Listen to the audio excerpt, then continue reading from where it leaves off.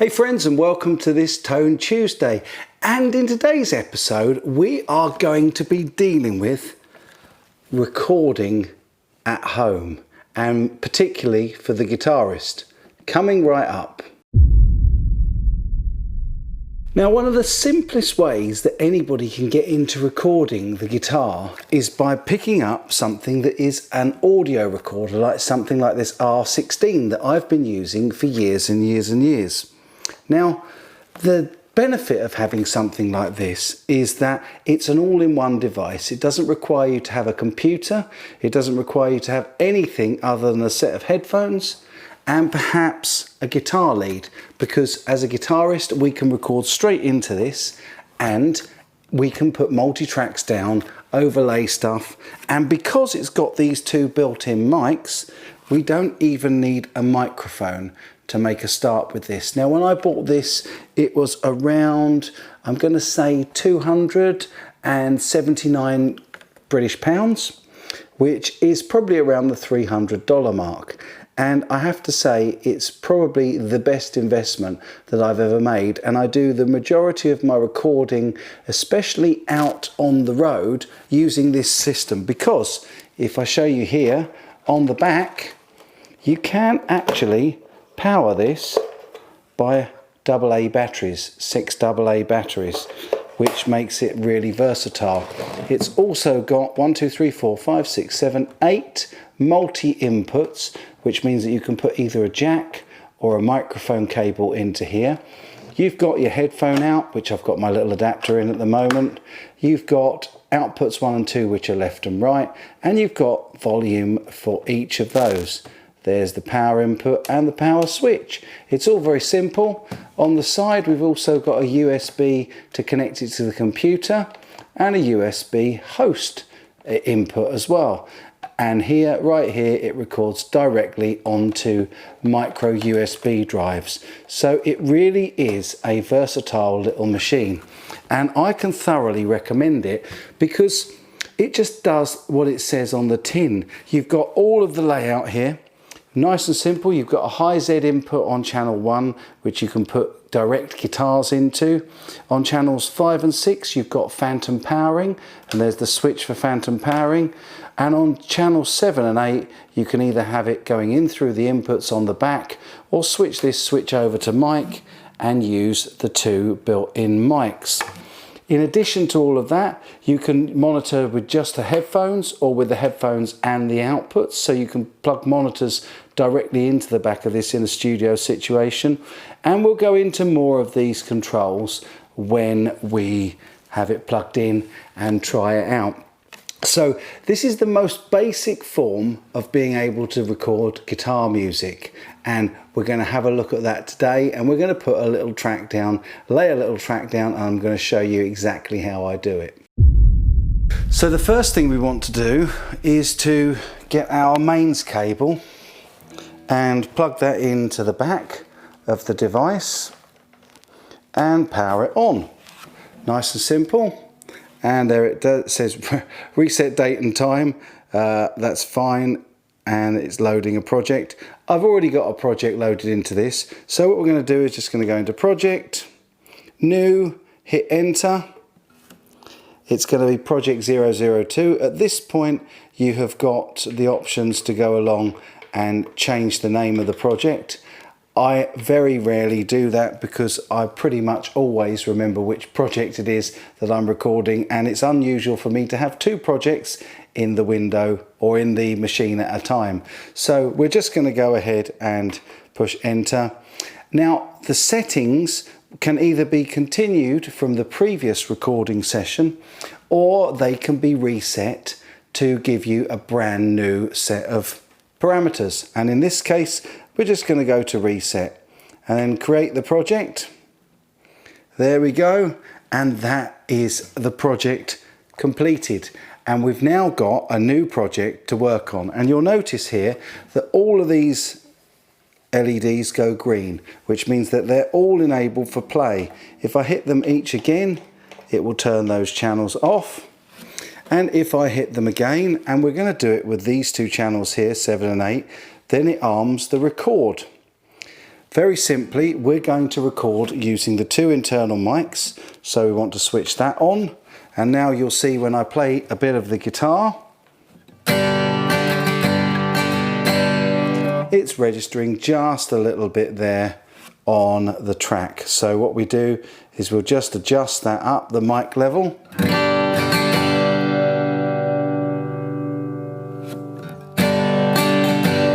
And now you can see the red peak and clipping, so I know I've gone a bit too far, and we'll go back to.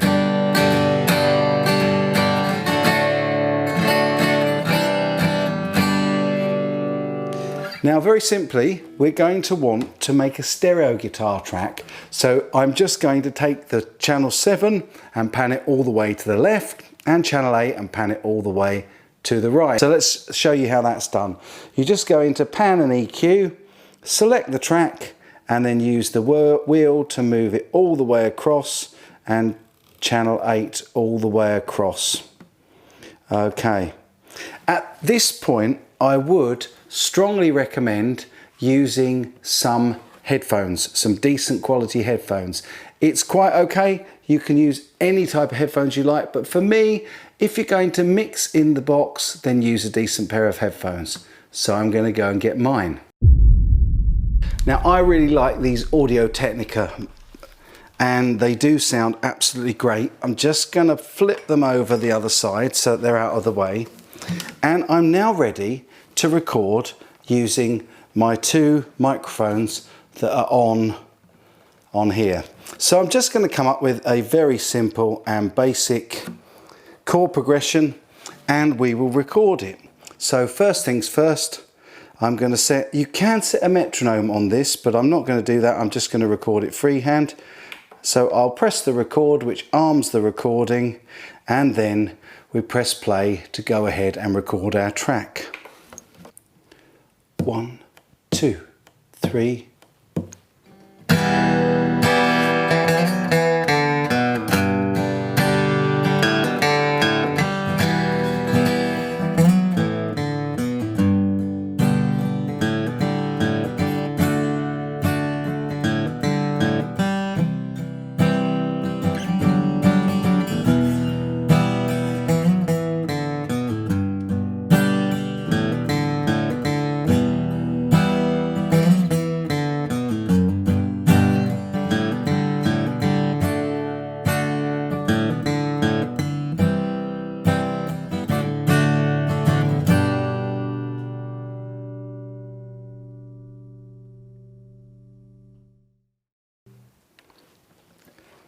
Okay, and that's our first track recorded down, and very simply you can then rewind and play it back, no problem at all. So we just rewind, press play, and you won't be able to hear it because it's on the track, but I will.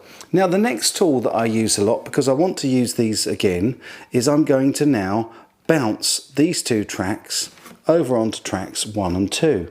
So what we do there is we go into swap bounce, and what we want to do is we actually want to swap these tracks. So I'm going to hit enter, select the track I want to swap and the track I want to swap it to, hit enter again, and that's now moved track 7, and I do the same again for track number 8, and there we go. Now the swap is complete, and I can exit the swap and bounce, and I can put these into green mode. And what's more, if I go back into pan and EQ, hopefully now, yes, 1 and 2 are panned. Now, what I'm going to do next is I'm going to do exactly the same with track 7 and track 8, like so. And now I'm just going to double up that guitar track so that it sounds really nice, and it will sound great panned left and right. I'm going to use up 4 of my tracks just for the acoustic guitar. So let's go ahead and do that. Here we go.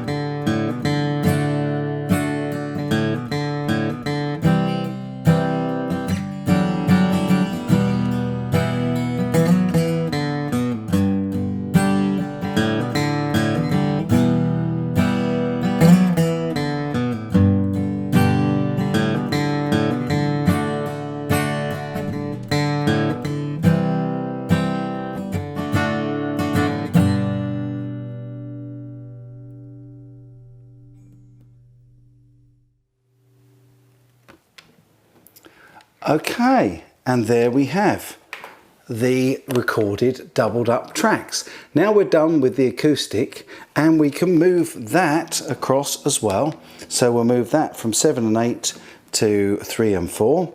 Same deal, swap. I want to swap that track to there, enter. And then we want to do the same again, swapping that track to there, enter. Nice and straightforward.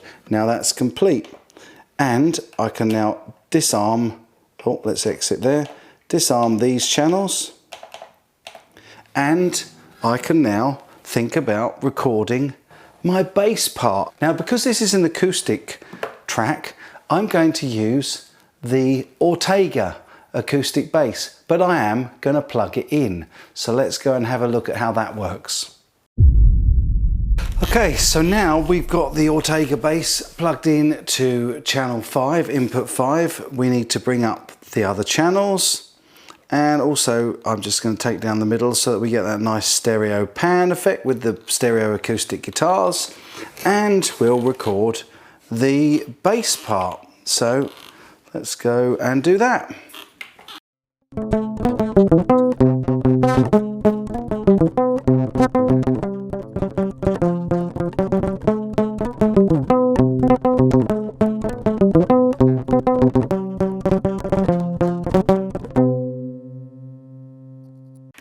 Okay, there we go. So that's now the bass part recorded as well, and we can then put that to green too. Now we can hear all of the parts that we've recorded. However, I think it'd be really nice to record a nice little lead line using the Donna ukulele. So we'll do that next.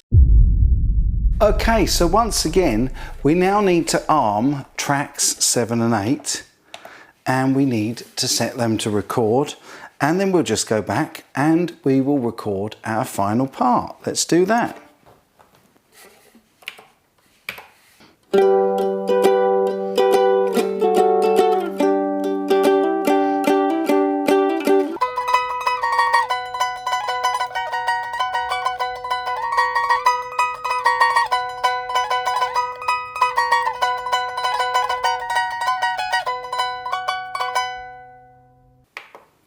Okay, and now that is all of the parts recorded, and you can now mix until your heart's content right here in the box. And in fact, let me show you an example. What we're going to do is we're just going to put these back into audio mode, and we're going to just add a touch of reverb to things, which is as simple as going to pan and EQ, choosing your track. I want to put a bit of reverb on the guitar, so I then go down. This is the EQ, by the way, as you scroll down, and then eventually you get to a reverb send. There are insert effects as well as general effects, but I'm just going to set a little bit of reverb on that channel and a little bit of reverb on that channel, and I'm going to put a little bit of reverb on both of the ukuleles, just a little bit more than I put on the others, and hopefully this will give us a nice mix. So I'm going to exit that now, and I'm mixing as I go in the box. So you won't be able to hear this, but I'm just going to do a quick mix and see how it sounds, and then we'll output it for you.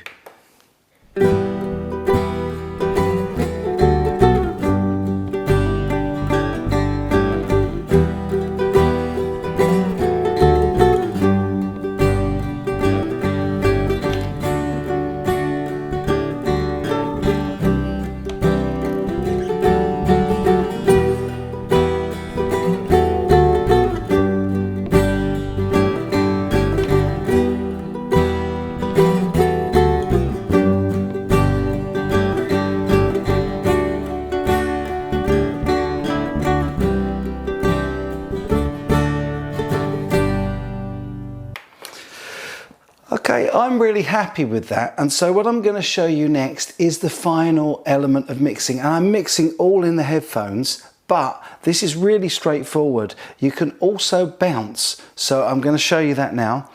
what we can do is we can go on to bounce and enable bounce. So at the moment it's off, and we just turn this once to set it on and push enter. Now we have used 7 out of our 8 tracks on here, but we still have a further, because it's an R16, it's got 16 tracks, a further set of tracks. Let's come out of that bounce over here in 9 through to 16. And what I'm going to do is I'm going to set a stereo pair onto record, and if you play this now, you'll notice that this is seeing the recording. So I'm going to set that level at a point where it looks pretty normal and where I think that I'm going to get a nice signal level, and I can bounce the whole track onto just 2 tracks. So that looks and feels and sounds quite nice. Although what I did find is that the bass guitar had a little bit of buzz on it. These have got rubber strings on, and so they don't make a contact with your hands when you're playing. So there was a little bit of buzz, and you can mix as you go. So I'm going to show you what I do with this when it comes to being able to set the levels as you go. So we're going to do the bounce down now, and we need to press record in order to do that.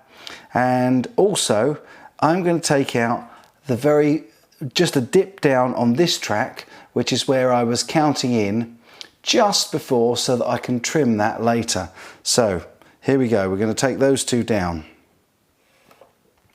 and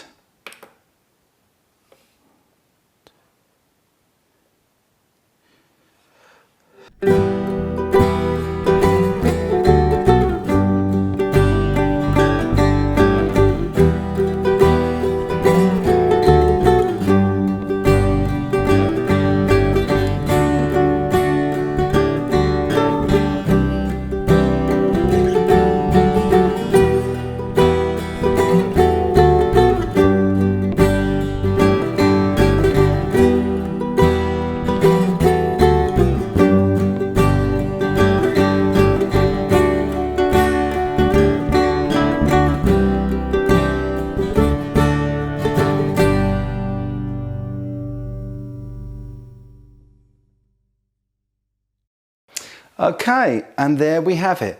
That's our entire track now mixed down, and in fact we can go back over and we can switch all of these channels off. We can go to bounce and turn bounce off, and now we can go just over to our 2 channels that we have with the bounce down tracks, and this gives us our audio output, effectively mastered down. And it's as simple as that. And that's why I would thoroughly recommend this as an approach to somebody that perhaps wants to keep to the very, very minimum of budget, and that would like to be able to record some guitar, also including the microphones built in. These are really useful and very, very nice condenser microphones, as you'll hear in the finished track. And it's very simple, very straightforward, and probably the cheapest way to get into multi-track recording for guitar players. A couple of other things I should mention about this thing is you can plug it directly into the computer. It works as an audio interface, and also that same interface will allow you to transfer files direct onto the computer from the SD card without having to take the SD card out. Or alternatively, you can take the SD card out and transfer your files that way as well. So it's actually really, really versatile, and because it's battery operated as well, it really does not need to be plugged in, and you can go anywhere with it. So there you have it. We've recorded a track today, and I just must say, you must remember as well to turn it off, because then it saves your project as you turn it off. Really hope you found this useful. This is the Zoom R16, and it's option number 1 on my very, very basic and simple recording 101 for guitar players who want to start to record simple multi-track recording at home. I really hope you've enjoyed it. If you have, as always, don't forget to give it a like, a thumbs up. It really can't hurt to subscribe, and I'll be back really soon with the best content I can. But in the meantime, as always, my friends, you take good care.